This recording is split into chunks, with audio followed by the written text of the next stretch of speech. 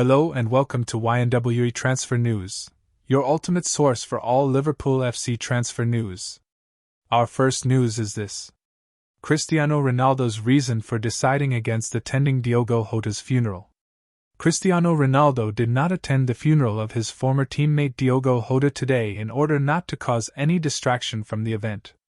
Former Liverpool and Portugal forward Jota tragically died in a car accident this week at the age of 28. Alongside his brother Andre.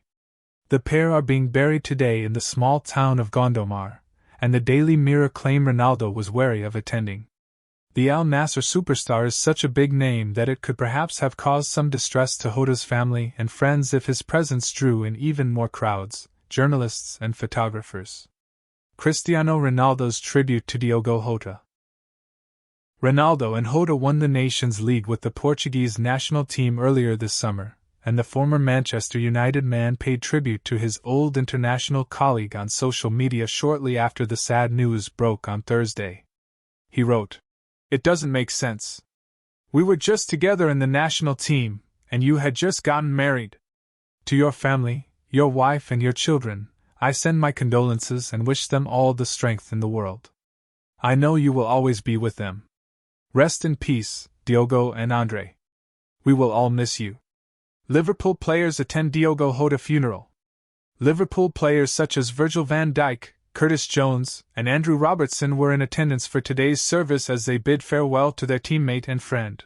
The news has shocked the footballing world, and it must be particularly painful for Liverpool's fans who watched him play every week, as well as his teammates, some of whom had known him for years. Caught Offside's thoughts are with all of his family, friends and teammates at this difficult time. Every Premier League transfer and release confirmed in the summer of 2025. Jude Bellingham said that Trent Alexander-Arnold was finding it difficult to process the news of Diogo Jota's death. The former Liverpool right-back is currently on Real Madrid duty at the Club World Cup, with Los Blancos due to face Borussia Dortmund in a quarter-final on Saturday. It is not clear whether Alexander-Arnold will play in the fixture as he comes to terms with the shock passing of one of his former teammates. "It's been a really tough day for him to process," England star Bellingham said. "I think they were teammates for 5 years.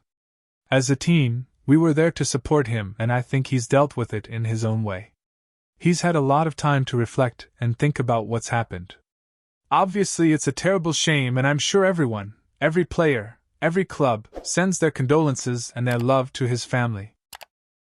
It's a horrible bit of news and we hope that they're grieving and that they have the privacy and the comfort to do so." Meanwhile, Real Madrid's new manager Xabi Alonso also sent his condolences to Jota's family. Former Liverpool midfielder Alonso said, "On my own behalf and on behalf of the club, I'd like to send our heartfelt condolences to the families of Diogo Jota and Andre Silva. We send them a warm embrace from here. It was extremely sad news that deeply affected us all. We started the day with a feeling that really makes you pause and reflect, and we spoke about it. So, on behalf of the club, we send them strength, encouragement and all our support to his daughter, his children and all the family." Jota was killed alongside his brother when the car that the pair were traveling in crashed in Spain as the Liverpool forward attempted to make his way back to England ahead of the start of pre-season training next week.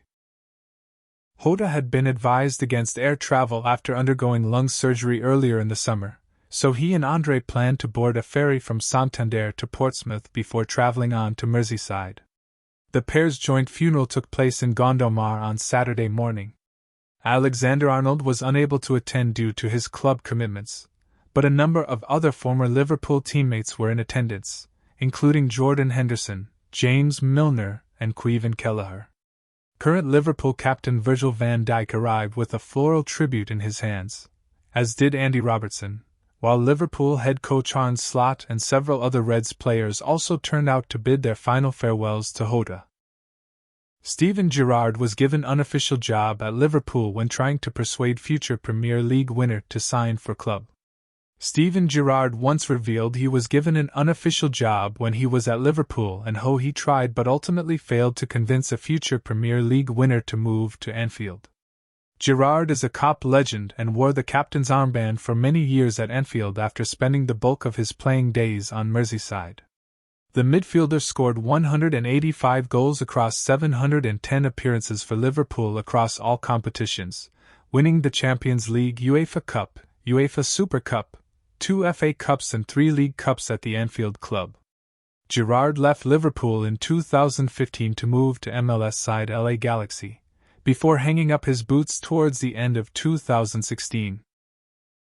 Since his retirement, Gerrard has embarked upon a coaching career with spells at the Liverpool Academy, Rangers, Aston Villa and most recently Saudi Pro League side Al Ettifaq, whom he left by mutual consent at the end of January. He's now a pundit, having missed out on the Rangers job to Russell Martin earlier this summer. Away from football, Gerrard has written multiple volumes of his autobiography, the latest of which was published in 2015. And in that edition, entitled My Story, Gerrard revealed his role was to help sign players by trying to persuade them to move to the Anfield Club thanks to his standing. He wrote, "I had an unofficial role at the club, trying to persuade some great players to join Liverpool. It was the same ritual every summer. The club would let me know which long-shot target they had in mind and then asked me to contact him. They thought that a request to consider moving to Liverpool would have more impact coming from me." Gerrard revealed that Liverpool wanted to sign Willian in 2013, who was playing for Anzhi Makhachkala at the time in Russia. But the former Liverpool skipper outlined how his attempts were ultimately in vain as the Brazilian felt the Anfield club were not in the reckoning to win the Champions League at the time. Gerrard wrote, "In 2013, the latest player in our sights was Willian, the Brazilian midfielder. I followed the usual routine when approaching a star player we wanted to sign. Instead of calling him directly, I always sent a text. It seemed more respectful and allowed the player to read my message at a time when it suited him best. A cold call felt wrong. I slipped into the groove with Willian. I said hello and hoped he didn't mind me contacting him directly. I stressed how much I admired him as a player and then, having mentioned that I knew Liverpool were speaking to his agent, I used the standard line, 'If you need to chat or ask any questions, I'm available at any time.'" However, despite the pair striking up a conversation, Gerrard knew his efforts would not end productively when Willian responded, "I'm not sure Liverpool can give me the Champions League." Transfer rumor power ranking, Barca boost for Rashford? Arsenal could sign 6 players. Marcus Rashford's hopes of a Barcelona move have received a boost, while Arsenal are intensifying their efforts to sign a Chelsea forward. With so much transfer talk doing the rounds, we're here through the summer to sift through the *T and highlight the whispers that might have some substance. Each day we're ranking the top 20 rumors involving Premier League clubs. The higher the link, the more likely we feel they are to become done deals. Rodrigo, Real Madrid to Arsenal. Back in the power ranking after The Athletic reported that Madrid are open to selling the Brazilian winger, who is apparently the Gunners' dream target this summer. David Ornstein says Arsenal is keen, but that a transfer is unlikely if Gabriel Martinelli isn't sold. Welp. Victor Gyökeres, Sporting to Manchester United. The story goes that Gyökeres has told United he's up for joining them now. Arsenal seem to be veering in Sesko's direction. If you think you've heard that before, it's because you have. But United could become the Swedes' most viable option for a big move this summer. Once the Red Devils sell the players that almost no one wants to buy. For now, though, we'd still make Arsenal favourites. Mark Gahey, Crystal Palace to Liverpool. With a year left on his contract and a renewal unlikely, Palace are willing to cash in on their captain, but Liverpool won't pay the £50 million or so the Eagles are demanding. Currently, we are at stalemate. Liverpool don't seem twitchy yet, but they are keeping the lines of communication open. Mohamed Kudus, West Ham to Tottenham. Spurs have apparently cooled their interest in Eberechi to prioritize a move for Kudus, who has an £85 million clause active for the first 10 days of July. But the feeling is West Ham would be open to offers in the region of £60 million since they need to generate whatever they wish to spend this summer. Not £50 million, which was apparently Spurs' opening lowball offer. Benjamin Sesko, RB Leipzig to Arsenal. Arsenal are still refusing to pick a lane. The momentum swung with Sesko, then Gyökeres, now it seems the Slovenian is back in the running. Indeed, some reports suggest Sesko is the preferred option among the big hitters at Arsenal, but Leipzig aren't willing to roll over and have their bellies tickled. And Berta, evidently, hasn't sufficiently seduced the striker's agents. Honestly, we don't know.